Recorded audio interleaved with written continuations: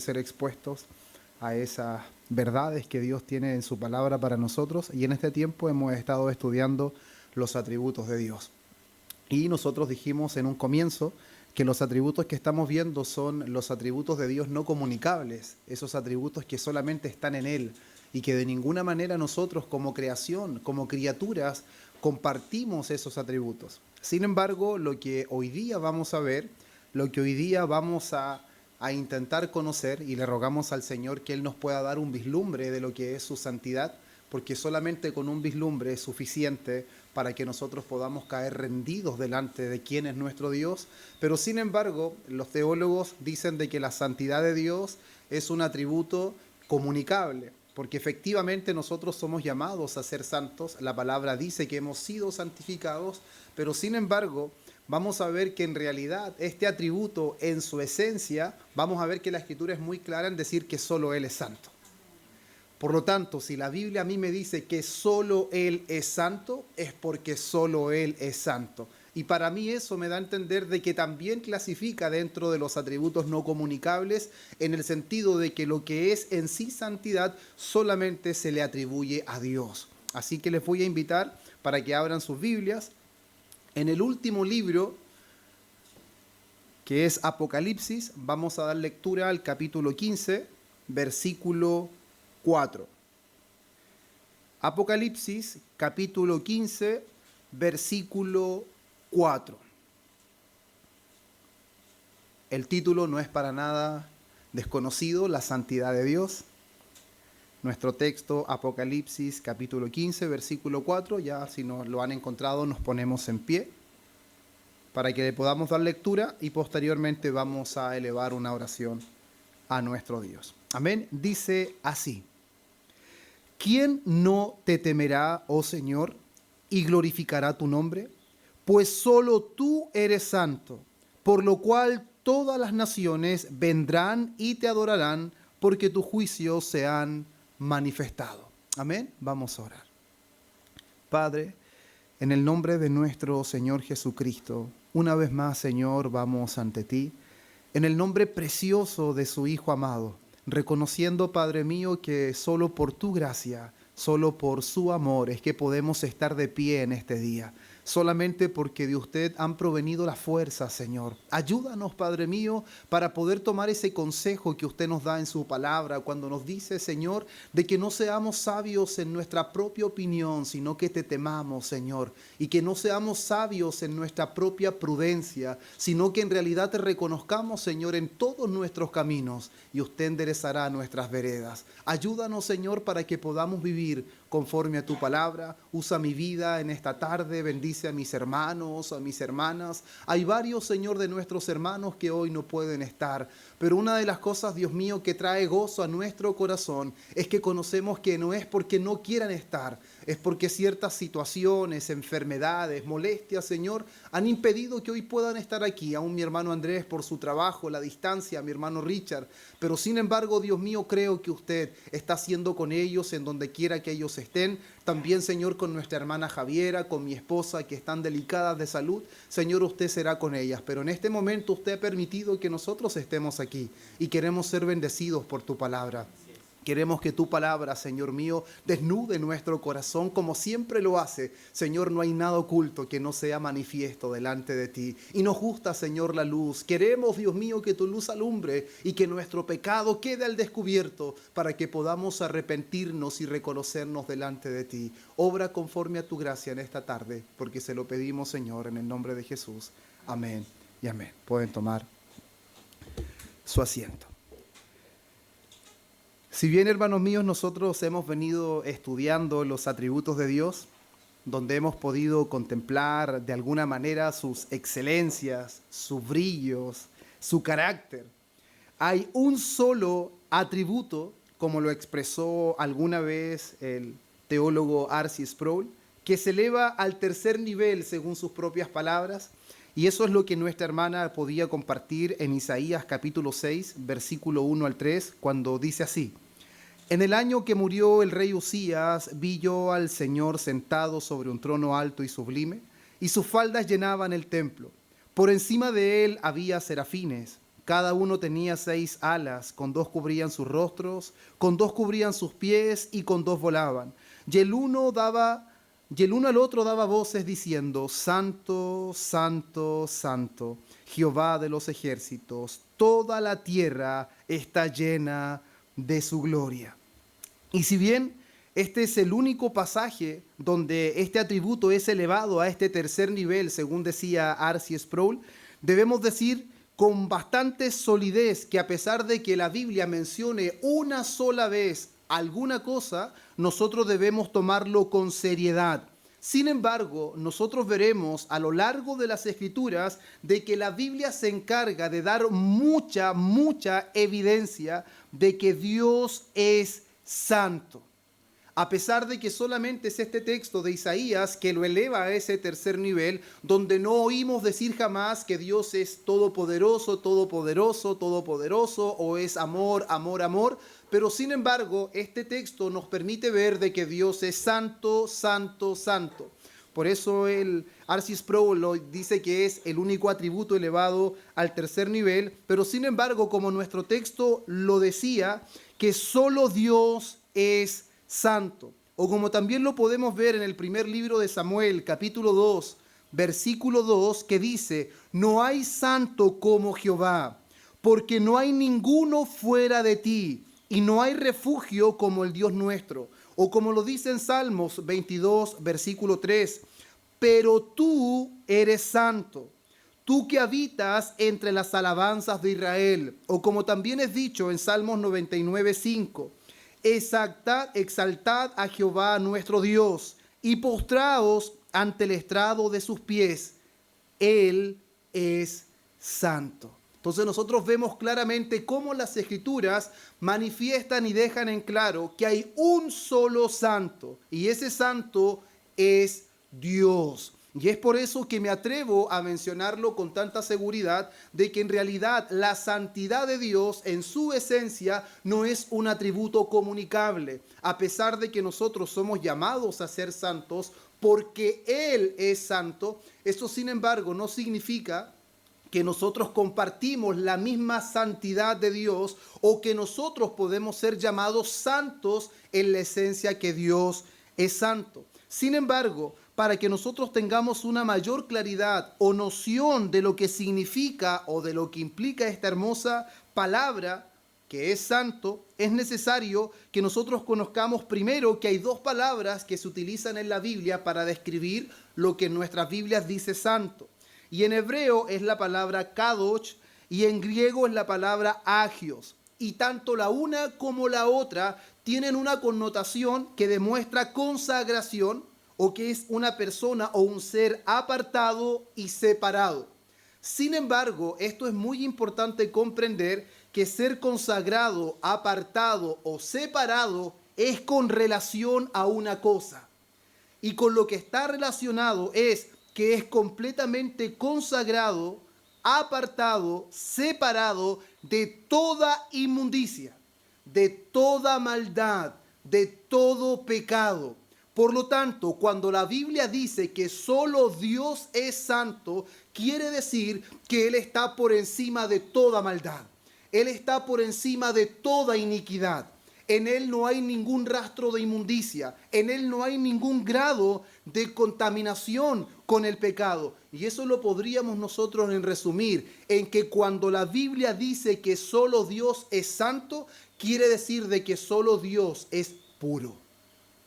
Solamente Dios es puro. Y eso es maravilloso, porque el apóstol Pablo dice en Efesios 1 de que nosotros fuimos escogidos, fuimos amados por Dios por el puro afecto de su voluntad. Por lo tanto, fuimos elegidos en santidad. La santidad de Dios operó en la elección de su pueblo. Esto quiere decir que a pesar de las personas que profesan la religión católica, apostólica, romana, que sacan a pasear a la Inmaculada Virgen, que la palabra inmaculado significa sin mancha, sin contaminación, la Biblia es enfática en mencionar que el único inmaculado, el único sin mancha, el único sin ningún tipo de contaminación, y por lo tanto el ser inmaculado, el ser completamente puro es igual al único digno de adoración. Entonces, nadie, absolutamente nadie, de ninguna manera, en ninguna forma, es digno de recibir adoración, porque solo Dios es santo. Y eso es lo que dice nuestro texto, pues solo tú eres santo. ¿Y cuál es el resultado? Por lo cual todas las naciones vendrán y ¿qué? Te adorarán. El resultado de que nosotros conozcamos de que Dios es santo resultará en una verdadera adoración. El hombre no adora a Dios porque no puede ver en realidad que Dios es santo. El pecado ha nublado su entendimiento. Es por eso que Juan en su primera carta, capítulo 1, versículo 5, dice, este es el mensaje que hemos oído de él y os anunciamos, Dios es luz y no hay ningunas tinieblas en él. Eso quiere decir claramente que la luz está simbolizando que Dios es completamente puro, que Dios es completamente santo y conforme a la definición que dimos en relación a que no hay tinieblas en él. Las tinieblas están simbolizando el pecado, la maldad, la inmundicia, y la luz está dejando en evidencia que la luz no tiene comunión con las tinieblas, y aún más, cuando las tinieblas están presentes y aparece la luz, quien se disipa son las tinieblas y no la luz. O cuando en Habacuc capítulo 1, versículo 13, la parte A del versículo, el profeta dice, muy limpio eres de ojos para ver el mal, ni puedes ver el agravio. Eso tiene un contexto. Todos estaban conduciendo de mala manera. Muchos se estaban agraviando, había mucha maldad, mucho pecado. Y una de las cosas que el profeta se pregunta, ¿cómo es posible que Dios pueda ver todo eso? ¿Cómo es posible de que los ojos de Dios puedan estar contemplando esa maldad si Él es muy limpio de ojos? Si hay algo que el profeta tenía claro, es que Dios era completamente santo y que la impiedad, que la maldad, que el pecado no tiene ninguna relación con Él. Y como podemos ver, esta perfección divina, porque recordemos de que los atributos de Dios son sus perfecciones, en realidad son sus perfecciones. Esta perfección divina se le da un énfasis especial. Hay un énfasis especial ya cuando vemos que el profeta Isaías lo eleva al tercer nivel, mencionando santo, santo, santo. Vemos que se le llama santo a Dios con mayor frecuencia que cualquier otro atributo. Nosotros conocemos, y lo vamos a ver más adelante, de que Dios es omnipotente. Eso significa que Dios es todopoderoso. Dios no es poderoso, Él es todopoderoso. Sin embargo, a Dios se le llama santo con mayor frecuencia que todopoderoso. Vamos a encontrar en la Biblia más veces santo que todopoderoso. Y al mismo tiempo, esta faceta de Él muestra mayor dignidad, más que ninguna otra. Y como podemos ver nosotros, incluso esta cualidad de Dios o este atributo de Dios o esta perfección de Dios normalmente va acompañada con su nombre. Es por eso que nosotros, si somos buenos lectores de la Escritura, nos vamos a encontrar en muchos pasajes de la Biblia de que va acompañado de esta palabra, santo nombre. Su nombre es santo. Y eso quiere decir que Dios mismo destaca esta perfección, porque Él lo enlaza con su propio nombre. Salmos 89:35 dice así, una vez he jurado por mi santidad y no mentiré a David. Dios está empeñando su palabra. Y adivinen qué, lo que está empeñando no es nada más y nada menos que su santidad. Una de las cosas que normalmente uno hace cuando quizás está en desconocimiento de lo que es la palabra del Señor, cuando uno quiere decir que en realidad es verdad lo que está diciendo, le dicen, júrelo. Y cuando alguien jura, intenta buscar algo que es muy preciado o lo que tiene más valor. De hecho, normalmente las personas cuando quieren dar a entender que lo que están diciendo es verdad, lo juro por mis hijos. ¿Han escuchado eso? Sin embargo, Dios no encuentra nada mayor. Y Dios, cuando jura algo, dice: una vez he jurado por mi santidad. Dios está jurando, empeñando su palabra por algo que es lo que trae brillo a todas sus perfecciones, y es nada más y nada menos que su santidad. Ezequiel 36:22. Por tanto, di a la casa de Israel: así ha dicho Jehová el Señor, no lo hago por vosotros, oh casa de Israel, sino por causa de mi santo nombre, el cual profanasteis vosotros entre las naciones a donde habéis llegado. Hay una cosa que Dios le dejaba claro al pueblo de Israel: que todas las obras, todas las maravillas y cómo Dios estaba obrando a su favor, no era porque ellos se lo merecían. No era porque ellos estaban haciendo las cosas tan bien de que Dios los estaba premiando. Si algo Dios estaba haciendo, era resguardando su santo nombre. Si algo Él estaba haciendo, era para que su santo nombre no fuera profanado. Por lo tanto, cuando el pueblo de Dios no se conduce conforme a las palabras del Dios Santo, una de las cosas que sucede es que Dios se encargará de resguardar su buen nombre. Y su buen nombre es santo. Y si hay un versículo en la Biblia que es enfático en esto, es Ezequiel 39, versículo 7. Cuando dice: y haré notorio, escuche bien, y haré notorio mi santo nombre en medio de mi pueblo Israel, y nunca más dejaré profanar, una vez más, mi santo nombre. Y escuche ahora: y sabrán las naciones que yo soy Jehová, el Santo de Israel.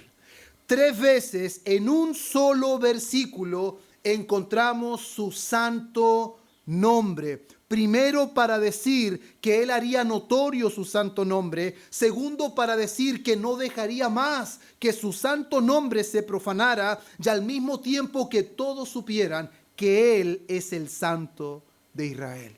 Y creo que debido a esto podemos citar a un teólogo, predicador puritano llamado John Howe, cuando dice: podemos llamar a este atributo trascendental. Es como si penetrara en los demás atributos y le diera lustre. ¿Quién se acuerda cuando uno lustraba sus zapatos? Hoy día normalmente uno, no sé si algunos todavía ocupan pasta, pero hay como unas pastitas que quedan listos, no hay que hacer nada. Pero sin embargo, cuando uno le echaba la pasta, después le sacaba lustre y el zapato quedaba brillante. Y él está diciendo de que este atributo de Dios es como si penetrara sobre los otros atributos y le diera brillo. Es el que hace brillar todas las demás perfecciones de Dios. Y creo que en realidad es bastante certero, porque cuando leemos el Salmos 27:4, cuando David dice estas palabras que la hemos citado en varias oportunidades aquí, dice: una cosa he demandado a Jehová, esta buscaré, que esté yo en la casa de Jehová todos los días de mi vida, para contemplar, escuche bien, la hermosura de Jehová y para inquirir en su templo. Usted dirá: en ninguna parte aquí figura santidad. Está hablando de la hermosura de Jehová. Pero sin embargo, cuya hermosura habla David, del brillo, de la luz que habla David, no es otra cosa que la santidad de Dios. No es otra cosa que su total y plena pureza. Leamos Salmos 29:2. Dad a Jehová la gloria debida a su nombre. Adorad a Jehová en la hermosura de la santidad. Entonces David, cuando él quería contemplar la hermosura de Jehová, él se estaba refiriendo que él quería contemplar la hermosura de su santidad. Salmos 96:9. Adorad a Jehová, una vez más, en la hermosura de la santidad. Temed delante de él toda la tierra. Si hay algo que está asociado con la santidad de Dios, además de la adoración, es el temor. Dios es santo. Adórenle en la hermosura de la santidad, pero temed delante de él toda la tierra. A.W. Pink, Arthur Pink, dice esto: esta excelencia, destacada por encima de todas las otras perfecciones, es la gloria de estas. Es cada una de las perfecciones de la deidad. Así como su poder es el vigor de sus otras perfecciones, su santidad es la hermosura de las mismas. De la misma manera que sin omnipotencia todo sería débil, sin santidad todo sería desagradable. Si ésta fuera manchada, el resto perdería su honra.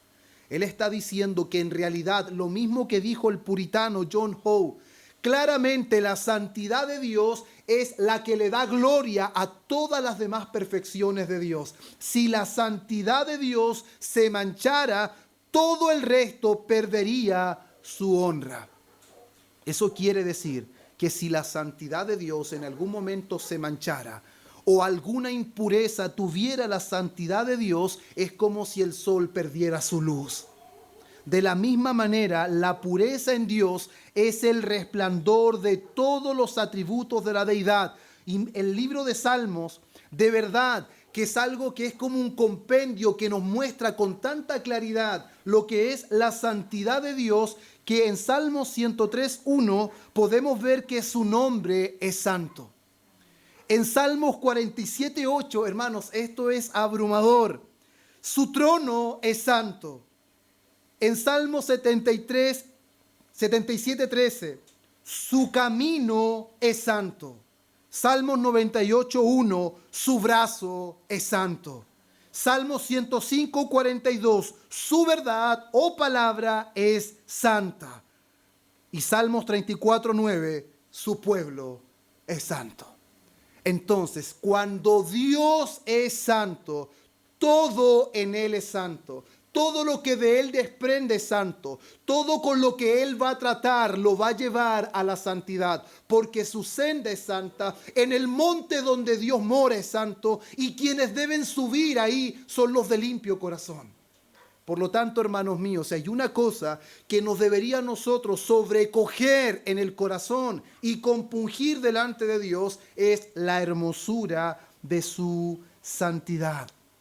Y al mismo tiempo, su santidad la podemos evidenciar en su ley. Dijimos nosotros de que santidad significa completamente separado, completamente apartado de todo pecado, de toda inmundicia, de toda maldad, que en él no hay ningún rastro de tiniebla. Y leemos nosotros Romanos capítulo 7, versículo 12, cuando dice: la ley a la verdad es santa, y el mandamiento santo y justo y bueno.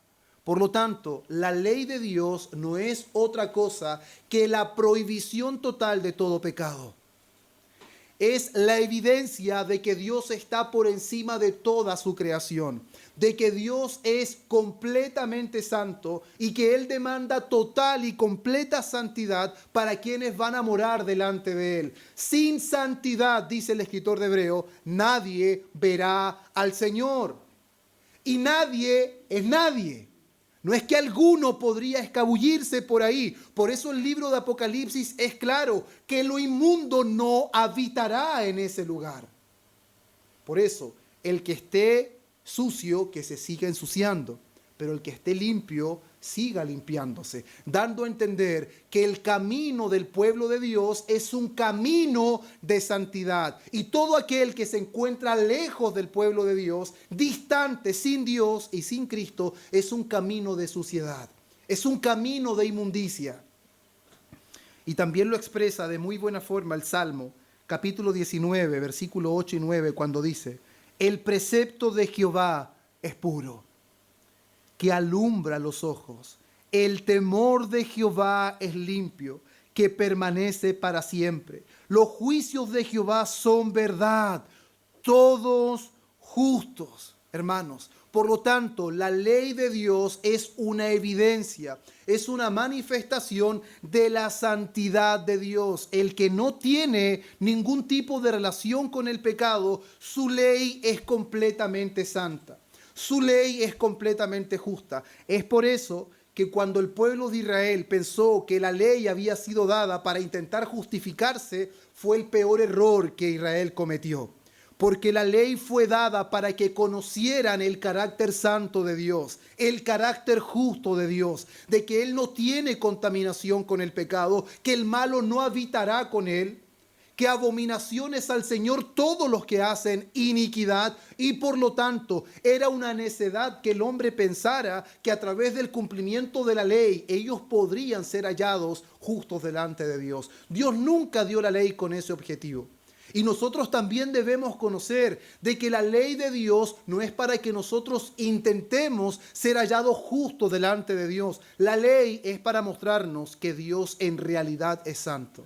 Y ese es su estándar, ese es su camino, esa es su visión, esa es la panorámica de Dios. En Dios no hay tinieblas, en Dios no hay maldad, en Dios no hay nada. Por eso, cuando las personas dicen tan abiertamente, Dios es bueno, eso es lo peor que le puede pasar al pecador.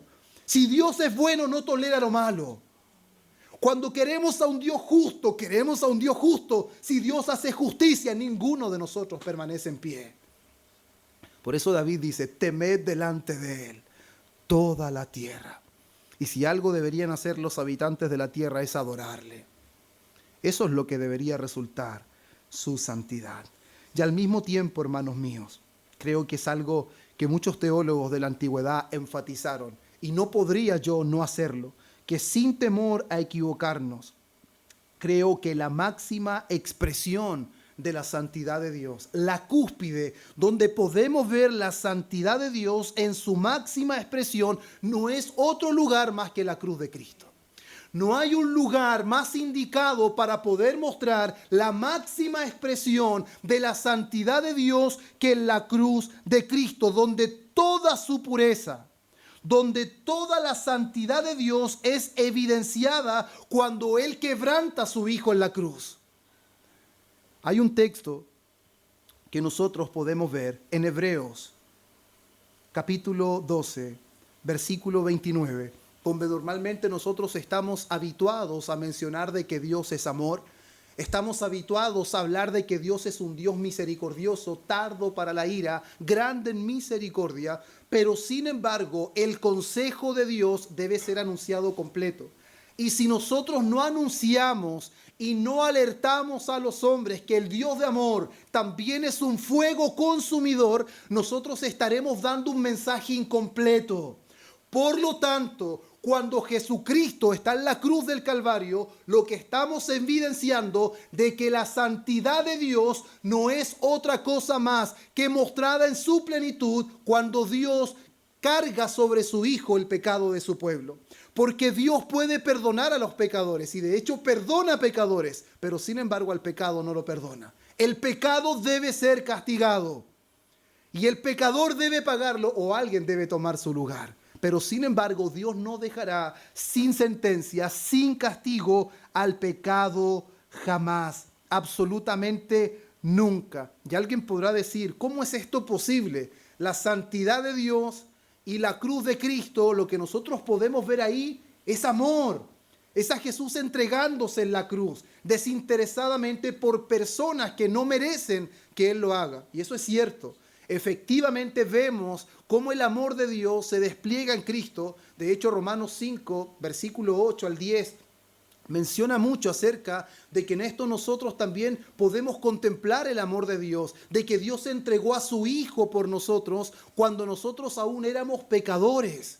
No lo entregó cuando habíamos encomendado nuestro camino a Dios, no lo entregó cuando nosotros habíamos enmendado nuestro mal camino, lo entregó cuando aún nosotros éramos pecadores. Eso quiere decir cuando nosotros aún andábamos en tinieblas, cuando aún pertenecíamos al reino de Satanás, cuando aún éramos hijos de ira, lo mismo que los demás. Sin embargo, la santidad de Dios la podemos ver en su máxima expresión cuando Él quebranta a su propio Hijo en la cruz. Y no lo quebranta, lo hemos dicho muchas veces, no lo quebranta en manos de los romanos, no lo quebranta en manos del pueblo judío que lo rechazó. Jesucristo, su Hijo, es quebrantado bajo la ira de su Padre que es santo. Por lo tanto, nosotros hemos escuchado muchas veces también hablar de la ira de Dios. Sin embargo, no creo, a mi parecer, que la ira esté dentro de uno de los atributos de Dios. No sé, el Dios airado. Sin embargo, creo, y por lo que he podido estudiar, y concuerdo con lo que muchos predicadores a lo largo de la historia han enseñado, que si bien la ira no calza dentro de los atributos, sí la ira se desprende de su santidad.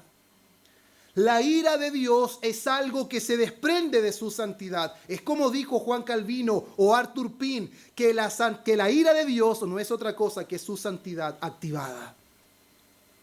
Cuando la santidad de Dios se activa, es cuando la ira de Dios aparece.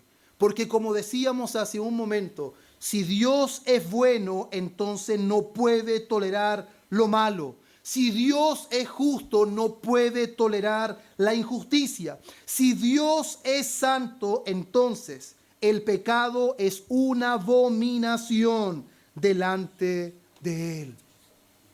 Es por eso que nosotros podemos ver esa expresión. De hecho, para que tengamos en cuenta nosotros cómo Dios en realidad es bueno, justo y santo, y que en realidad Él no tiene ninguna contaminación con ningún tipo de mal, lo podemos ver como dice Proverbios, capítulo 3, versículo 32, que son cosas que quizás nosotros podemos pensar que es necesario que los que no conocen a Dios conozcan estas cosas, porque quizás escuchando estas cosas se pueden arrepentir. Sin embargo, nosotros principalmente somos las personas que debemos conocer quién es Dios. Debemos conocer a nuestro Padre, debemos conocer de quién nos rescató, cuál era nuestra condición. Proverbios 3:32 dice: el perverso es abominado de Jehová. Proverbios 15:26, abominación son a Jehová los pensamientos del malo. Salmo 7, versículo 11, Dios está irado todos los días contra el impío. Mire lo que dice Salmos 5, versículo 4 al versículo 6. Porque tú no eres un Dios que se complace en la maldad. El malo no habitará junto a ti. Los insensatos no estarán delante de tus ojos. Aborreces a todos los que hacen iniquidad.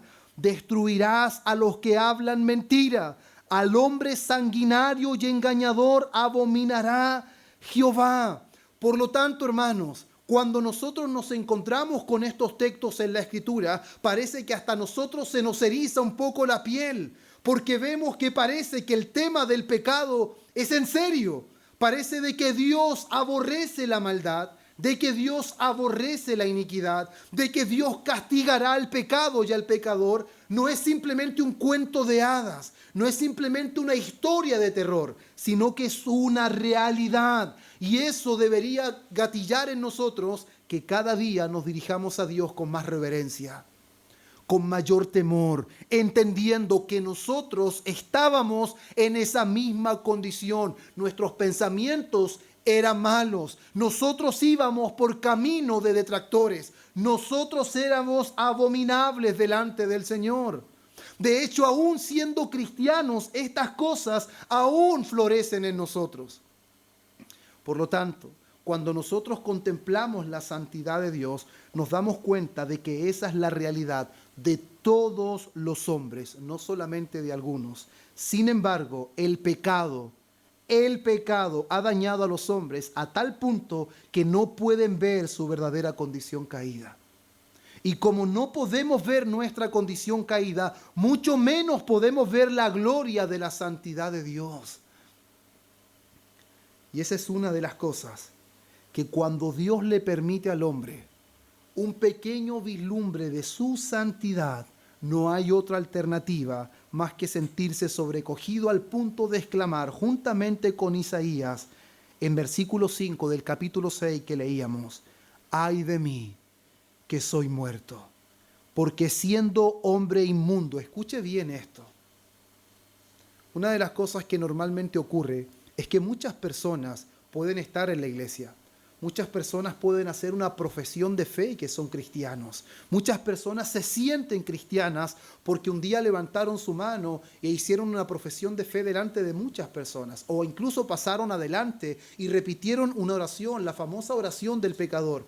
Pero sin embargo, la palabra es muy clara que todo pecador que ha de venir a Dios vendrá en arrepentimiento. Y no hay nada que pueda llevar el corazón del pecador a arrepentirse que cuando Dios le permite un vislumbre de su santidad. Es cuando comprendemos que hemos pecado ante un Dios santo, es que nuestro corazón se rinde delante de Él. Mientras un pecador no comprenda al menos un grado de la santidad de Dios, nunca podrá acudir a Dios en arrepentimiento. Es por eso que normalmente el hombre pecador, el impío, el incrédulo se conduce sin temor, porque no ha conocido la santidad de Dios.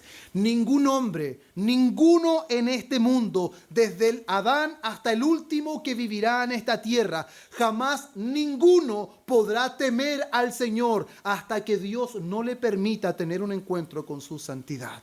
Es la santidad de Dios que llevará al pecador a estar en el lugar que necesita estar para poder ser salvo. Ningún pecador entrará al reino de los cielos sin antes haberse arrepentido, sin antes haber reconocido que Dios es santo y que Él es un miserable pecador. Y esta no es la expresión solamente de Isaías: ay de mí que soy muerto, porque siendo un hombre de labios inmundos. ¡Qué confesión, hermanos! ¡Qué confesión! Muchas personas estándose en la iglesia aparentan una forma de vida, pero sin embargo fuera de la congregación, aún su boca habla como el mundo habla. Su conducta es como la del mundo. Por lo tanto, no sirve eso.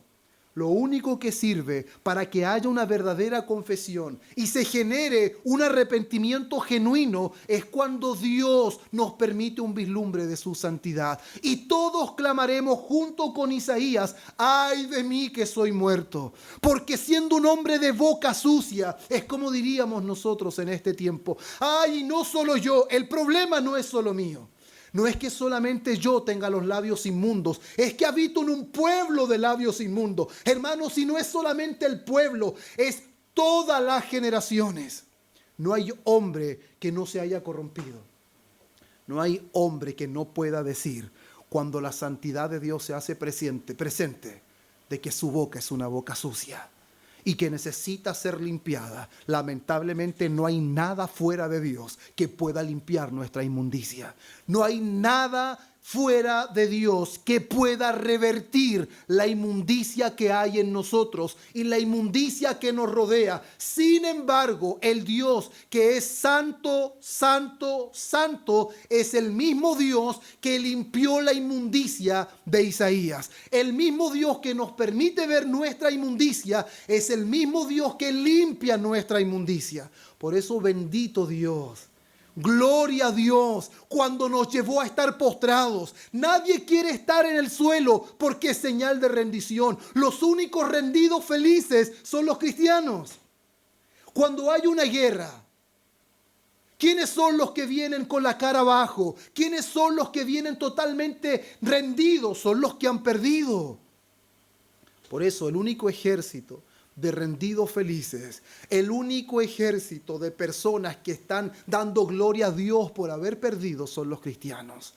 Porque fue Dios el que sobrecogió nuestros corazones cuando nos permitió ver un destello de su santidad. Nuestro corazón dejó al descubierto. Fue como que nuestra boca no habló, fue el corazón que quedó al descubierto delante de Dios y mostró su verdadera condición: inmundicia, suciedad. Y no solamente la mía, estoy plagado de gente como yo. Y lo único que merezco es morir. Si alguien no ha experimentado eso, no ha conocido a Dios. Usted dirá, a lo mejor ese es el único ejemplo. No es el único ejemplo. Tenemos al ladrón en la cruz. Pero el ladrón en la cruz, ¿qué fue lo que hizo? El ladrón en la cruz dijo palabras que son extraordinarias. Había uno que al lado estaba criticando porque no se salvaba a él ni tampoco los salvaba a ellos. Pero sin embargo había uno al lado de él que dijo: ni en la hora de tu muerte temes a Dios. Escuche bien, nosotros estamos aquí porque lo merecemos. Wow, hermanos, una confesión de que estoy aquí porque lo merezco. Si muero, lo merezco. Pero nada ha hecho. una declaración del que está ahí es puro, es santo. Al mismo tiempo, él después le dice, de haber dicho, nosotros estamos pagando lo que merecemos, pero nada ha hecho. Después se manda una frase que solamente alguien que ha sido tratado por la palabra de Dios puede decir. Acuérdate de mí cuando vengas en tu reino. La pregunta es, ¿de dónde el pecador entendió que él era un miserable pecador que merecía castigo? ¿De dónde el ladrón sacó de que el que estaba al medio no era uno de ellos? No era como ellos, no compartía la injusticia de ellos, era santo. ¿Y de dónde sacó que el que estaba ahí era un rey y tenía un reino? Y no solamente eso, él supo que era rey, tenía un reino y dijo, acuérdate de mí cuando vengas. Aparte él sabía que iba a volver otra vez. ¿Qué teología tenía el ladrón? Y de repente decimos, no, si basta creer como el ladrón creyó. Si entendiéramos la fe que Dios le permitió al ladrón, si entendiéramos que el ladrón comprendió que el que estaba ahí era santo y fue sobrecogido por la santidad del que estaba en medio y se dio cuenta que él estaba pagando por los pecados, pecado que el que estaba al medio nunca cometió, nunca hizo. Y al mismo tiempo los ojos fueron abiertos y se dio cuenta que el que estaba ahí era el rey. Y le dijo, acuérdate de mí cuando vengas en tu reino. Sé que volverás y acuérdate de mí. Y como él siempre responde mejor de lo que nosotros esperamos, él le dijo, hoy estarás conmigo en el paraíso. Por eso un solo vislumbre de la santidad de Dios dejará en evidencia nuestra triste condición. Así como el profeta, también nosotros quedaremos sobrecogidos cuando tengamos un vislumbre de la santidad de Dios. De repente uno se ha preguntado por qué hombres están dispuestos a dar su vida, por qué hombres están dispuestos a negarse a todo. Se han negado a muchos placeres de esta vida, inclusive cosas que no son pecaminosas en sí mismos, pero sin embargo ellos prefieren hacer algo más que algo menos. Ellos dicen, nunca Dios me dirá, ¿por qué hiciste tanto? ¿Por qué te guardaste tanto? ¿Por qué te apartaste tanto? Dios nunca dirá eso. Ellos están dispuestos, que Dios nos ayude para que eso sea una realidad en nosotros. Y no solamente en Isaías, no solamente en el ladrón, también vemos nosotros a Pedro en la famosa pesca milagrosa. Cuando ellos no pudieron pescar nada y de repente aparece uno llamado Jesús y le dice que ahora pesquen, pero en su palabra. Y cuando pescan, peces que las redes se rompían, hay algo que Pedro se dio cuenta, que el que estaba en su barca no era como uno de ellos, que el que estaba en su barca era santo. ¿Y sabe lo que le ocurrió a Pedro? Cayó al suelo y dijo, apártate de mí, que soy hombre pecador. Por lo tanto, hermanos, esa es una realidad de lo que ocurre en nosotros cuando Dios en su gracia nos permite ver un pequeño vislumbre de su santidad. Caeremos rendidos ante la hermosura de su santidad. No hay nadie que haya visto un pequeño destello de la santidad de Dios y siga impenitente. Nadie. Si aún los demonios reconocen la santidad de Dios. Nuestra hermana compartía que el Verbo, el santo, santo, santo Verbo, se encarnó y vivió como uno de nosotros. Pero sin embargo, cosas que los hombres no podían ver, los demonios lo podían ver con mucha claridad. Marcos capítulo 1, versículo 21 al 24. Y entraron en Capernaum, y los días de reposo, entrando en la sinagoga enseñaba, y se admiraban de su doctrina, porque les enseñaba como quien tiene autoridad, y no como los escribas. Pero había en las sinagogas de ellos un hombre con espíritu inmundo, esto quiere decir demonios, que dio voces diciendo, ¿qué tienes con nosotros, Jesús Nazareno? ¿Has venido para destruirnos? Sé quién eres, el Santo de Dios. Los demonios. Por eso Santiago dice, ¿crees que Dios es uno? Bien haces. También los demonios creen y tiemblan. Si hay algo que los demonios saben muy bien distinguir, de que solo Dios es santo. ¿Y sabe lo que produce la santidad en los demonios? Solamente temor, solamente miedo y tormento. Sin embargo, un hombre o una mujer que puede tener un destello de la santidad de Dios no se siente atormentado, sino sobrecogido y acude en búsqueda de perdón, porque Dios no permite que la santidad de Él sea vista por nosotros para destruirnos, sino por el contrario. Él permite eso para que veamos nuestra verdadera condición. Nadie podrá conocer su condición y nadie conocerá a Dios realmente hasta que no conozca la santidad de Dios. La santidad de Dios es central. ¿Por qué debo arrepentirme? Porque Dios es santo. ¿Por qué debo temerle? Porque Dios es santo. ¿Por qué debo adorarle? Porque Dios es santo. ¿Por qué debo consagrarme? Porque Dios es santo.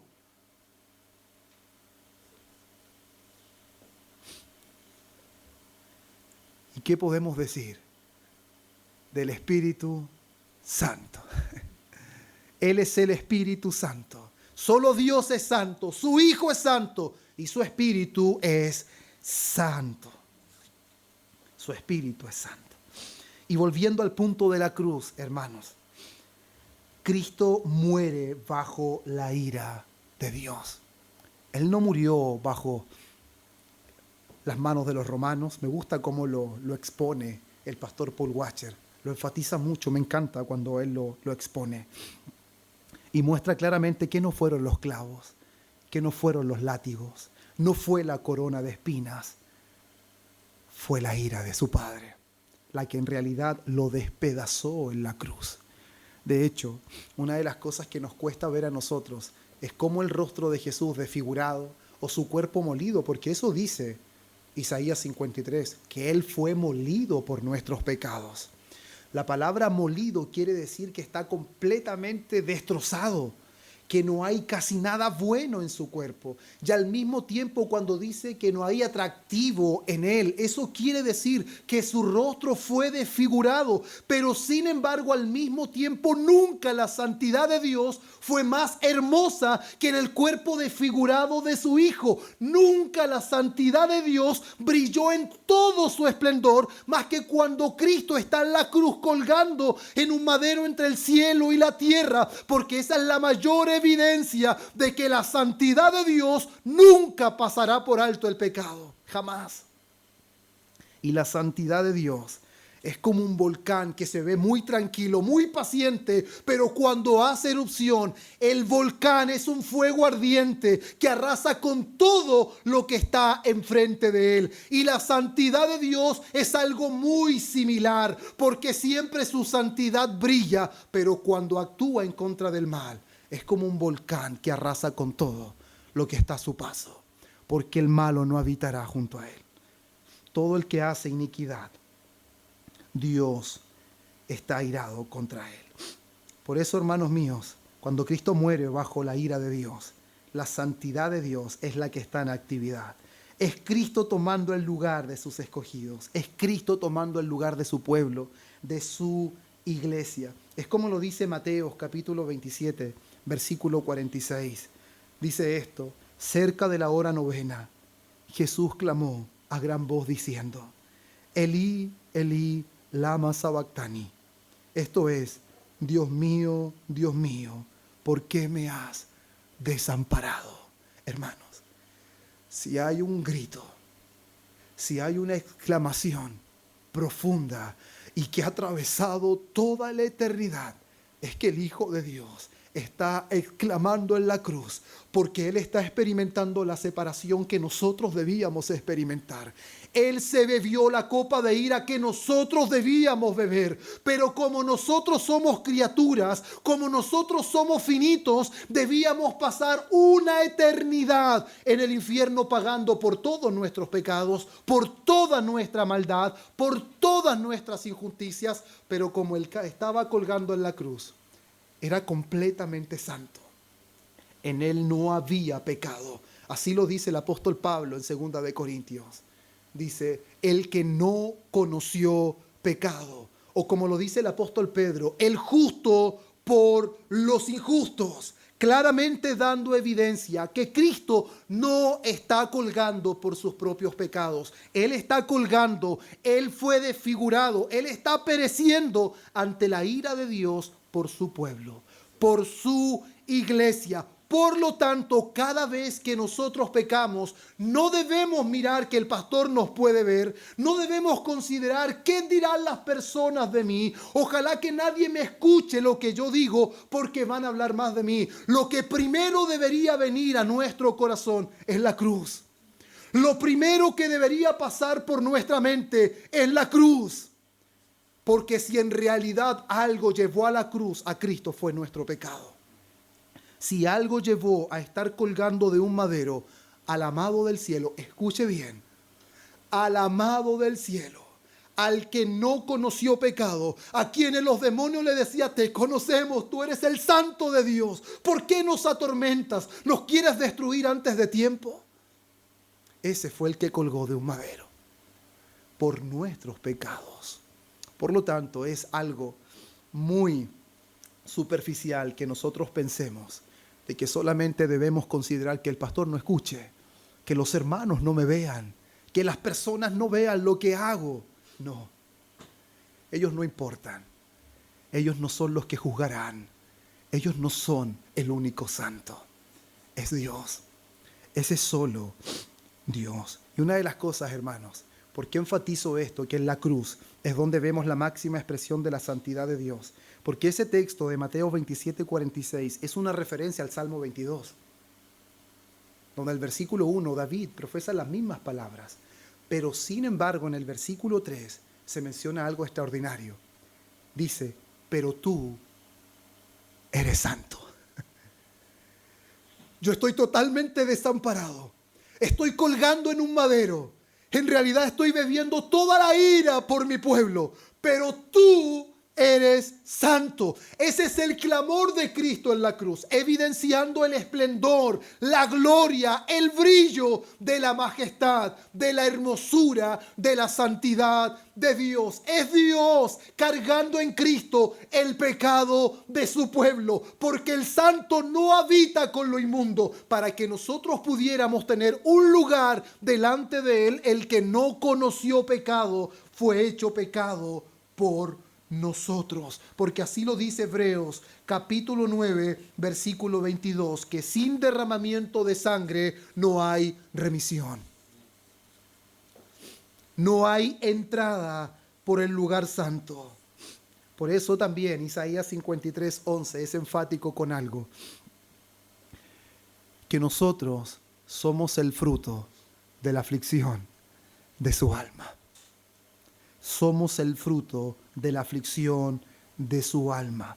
Ya esos a quienes son el fruto de la aflicción de su alma es que se le hace el llamado sublime que dice Pedro en su primera carta, capítulo 1, versículo 15 y 16, cuando dice esto, como aquel que os llamó es santo. ¿Escuchó bien? Como aquel que os llamó es santo. Primero, el que lo llamó no fue ningún hombre, el que lo llamó fue Dios, y el que lo llamó es santo. Por tanto, sed también vosotros santos en toda vuestra manera de vivir, porque escrito está.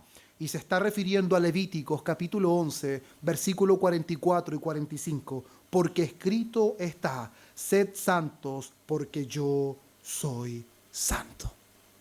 Entonces, esa santidad que en realidad abruma los cielos y sobrecoge la tierra, y sus criaturas deberían rendirse en adoración, y sus criaturas deberían caminar en temor. Esa santidad de Dios es expuesta en su máxima expresión, en su máximo nivel en la cruz del Calvario. El santo cargando pecados, el santo muriendo por transgresores, el santo muriendo como el más vil maldito para que nosotros fuéramos benditos. Al mismo tiempo, el que os llamó es santo, como su pueblo es santo, demanda santidad.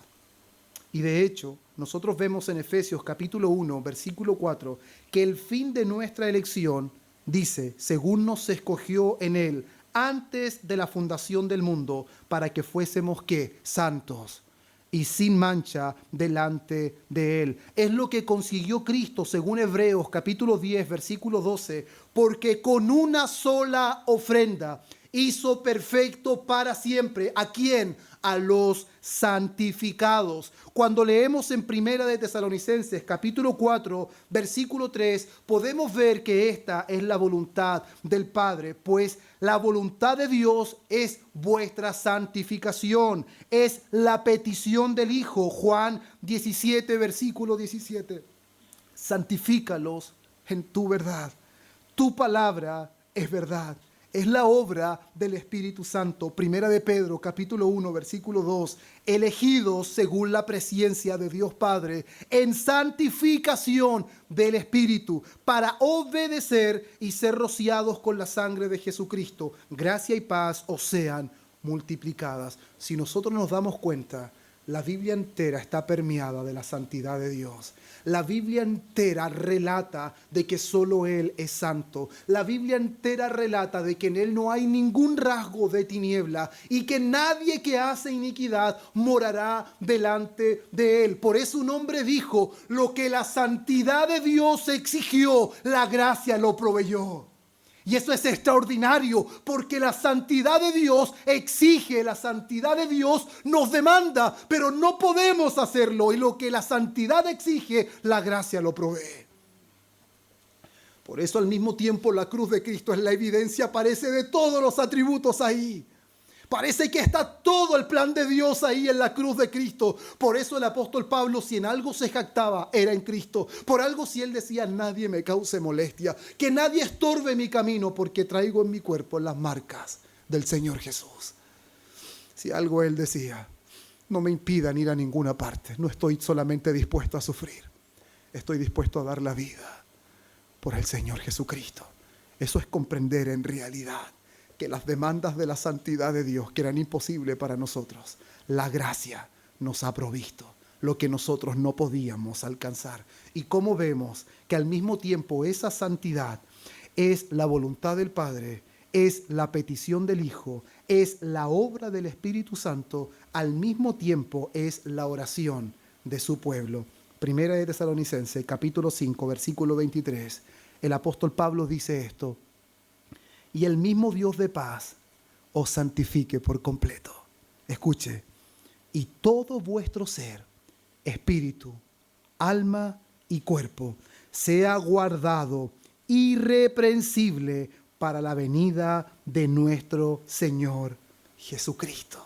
Entonces, hermanos míos, de verdad, con todo mi corazón, anhelo que lo que Dios nos ha permitido comprender en este tiempo de la santidad de Dios, de alguna manera cambie nuestra perspectiva y cambie nuestra mirada y saquemos la mirada de los hombres y pongamos la mirada en el único, como decía nuestro texto, ¿quién no temerá, oh Señor?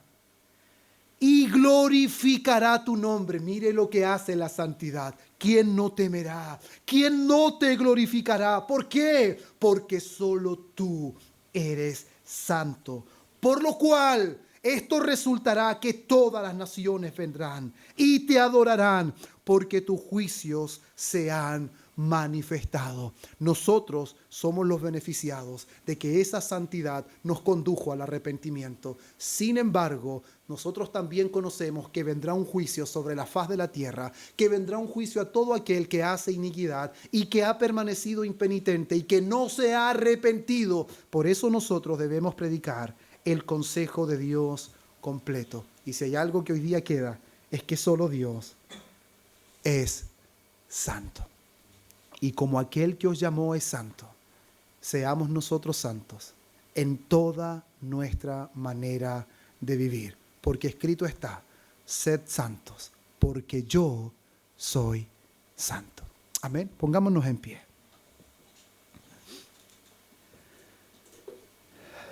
Padre eterno, gracias Señor te damos en esta tarde por este tiempo que nos permites.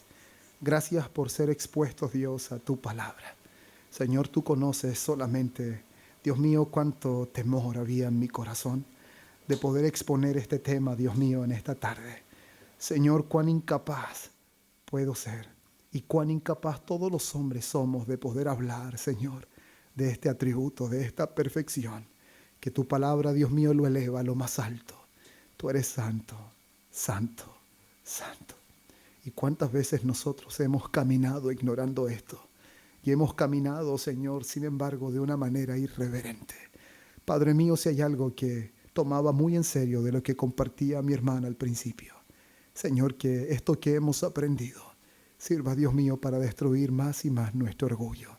Porque si hay algo que opaca tu santidad, si hay algo que opaca tu gloria, es nuestro orgullo.